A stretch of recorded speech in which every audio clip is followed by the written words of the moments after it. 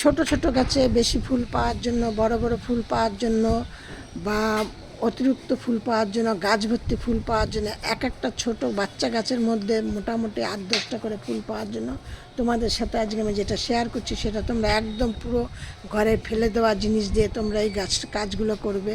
তাহলে দেখবে প্রচুর পরিমাণে ফুল পাবে। আর কিন্তু কোনো ধরনের কোনো রাসায়নিক সার ব্যবহার করবে না। আর কোনো রকম, সবার প্রথমে তোমাদেরকে বলছি, আজকে আমি তোমাদের সাথে যেই কাজগুলো তোমাদের বলবো, তোমরা শুধু 2, 3, 4, 5টা দানা তোমরা গাছের গোড়ায় পুঁতে দাও, তাইলেই দেখবে তোমরা প্রচুর পরিমাণে ফুল পাবে। একদম ছোট ছোট গাছেই প্রচুর ফুল পাবে। দেখো আমার কতটুকুনি গাছে, এই দেখো, দেখেছো, এই যে কতটুকুনি গাছে, দেখেছো, একদম ছোট ছোট গাছে তোমরা প্রচুর পরিমাণে ফুল পাবে, কুড়িতে ভর্তি হয়ে যাবে। এবং সব কিছু তোমাদের সাথে আজকে আমি শেয়ার করছি। সবার আগে তোমাদের জলের দিকটা দেখতে হবে, সেটা তো বলেছি। রাসায়নিক সার একদম ব্যবহার করবে না। এখন প্রচুর পরিমাণে বৃষ্টি হচ্ছে, আগস্ট মাসের আজকে অনেক দিন হয়ে গেল, প্রায় তোমার 15-16 তারিখ হতে চললো, 17-18 তারিখ, কিন্তু একদম কোনো মতেই তোমরা কিন্তু রাসায়নিক সার ব্যবহার, রাসায়নিক সারে কী হয়, গাছের মাটিটাকে, টবের মাটিটাকে ক্ষারীয় করে দেয়, প্লাস মাটিটাকে দলা পাকিয়ে দেয়।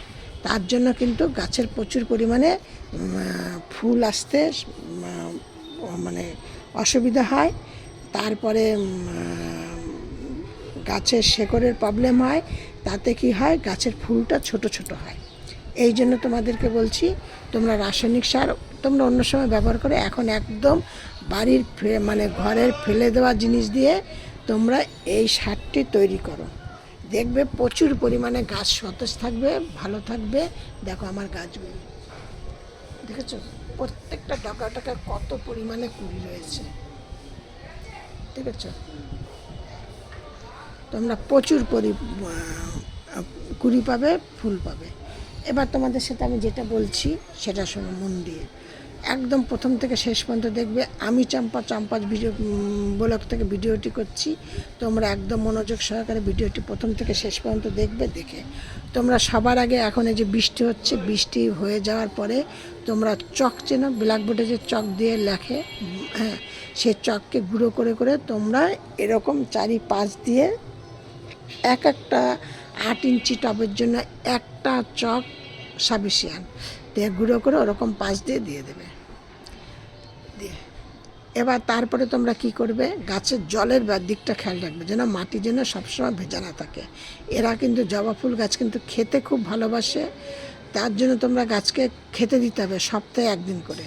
তোমরা এই সপ্তাহে 1 দিন করে কি কি খেতে দেবে তোমরা,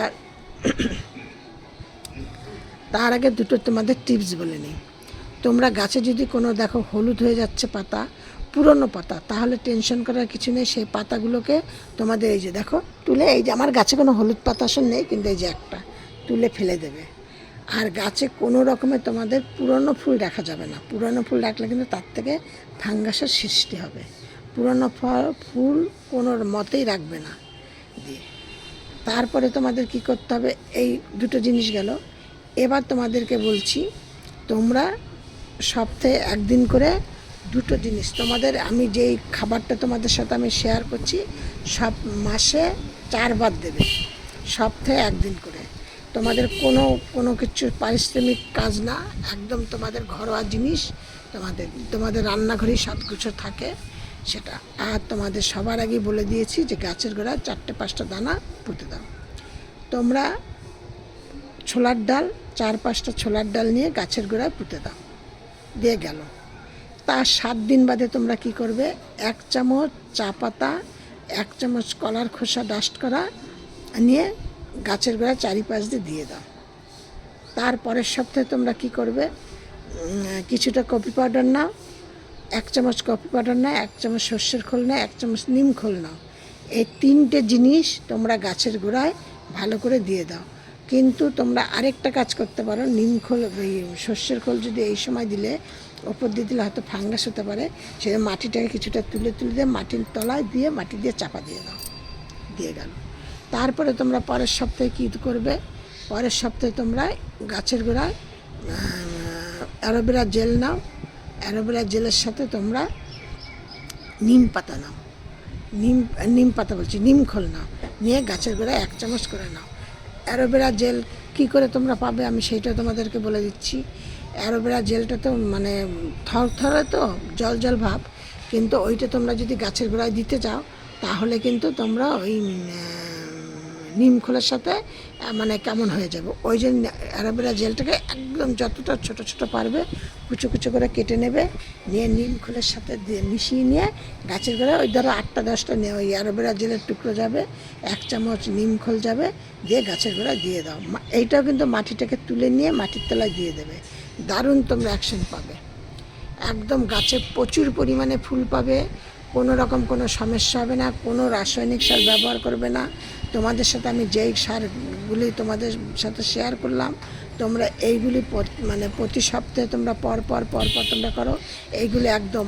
আর তোমরা এই সময় কেন এই কাজটা তোমরা সবসময় করতে পারো, মানে গাছের তালে তোমাদের কিন্তু মানে খুবই সতেজ থাকবে।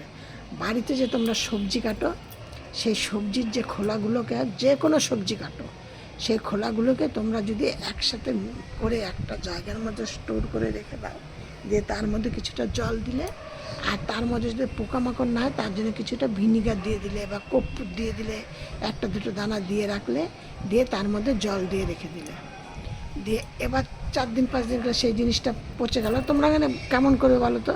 আমি যেটা করি, আজকে যেটা হলো সবজি ওই বালতির মধ্যে দিলাম, কালকে যেটা হলো জল দেওয়াই আছে, কালকে যেটা হলো সেটাও দিয়ে দিলাম, পরশু যেটা হলো সেটাও দিয়ে দিলাম, দিয়ে আবার ওর থেকে জল ধরে 1 মগ জল তুলে নিলাম, দিয়ে আমি আবার কি করি, চাল ধোয়া জল আর তোমাদের যে ডাল ধোয়া জল, এই জল দুটোকে একসাথে মিক্সড করে নিই, নিয়ে তার মধ্যে ওই যে সবজির যে জলটা ভিজাতে দিই ওর থেকে আমি 1 মগ জল নিই।